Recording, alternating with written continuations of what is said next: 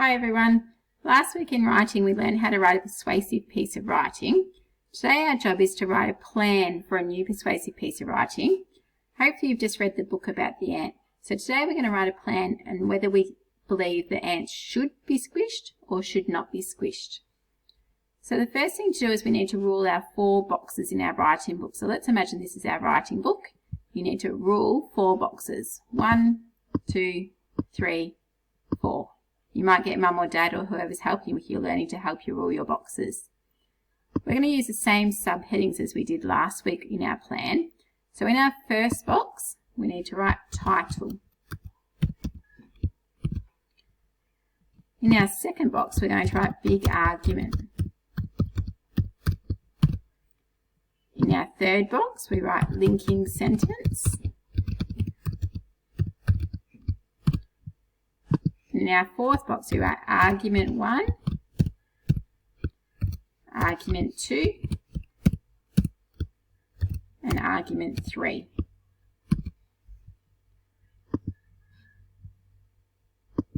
Okay, our first job is to write our title. So we've just watched or read the book about the ant. We're going to argue whether the ant should or should not be squished. So our title is going to be, should ants be squished? It needs to have capital letters because it's a title and a question mark because I'm asking a question. So your title today could also be, should ants be squished, because we're arguing about the same topic. Once you've written your title, you can move down to your big argument. So remember, the big argument is just what you're arguing. So today I'm arguing that ants should not be squished. You might be arguing ants should be squished, but today I'm arguing ants should not be squished.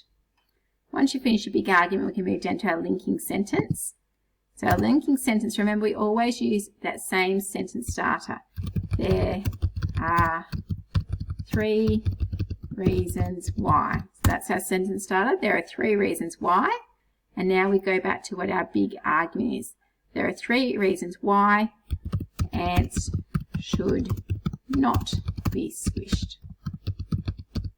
So I'm arguing ants should not be squished, but you might have your linking sentence say, there are 3 reasons why ants should be squished. Once you finish your linking sentence, you can go down to your 3 arguments.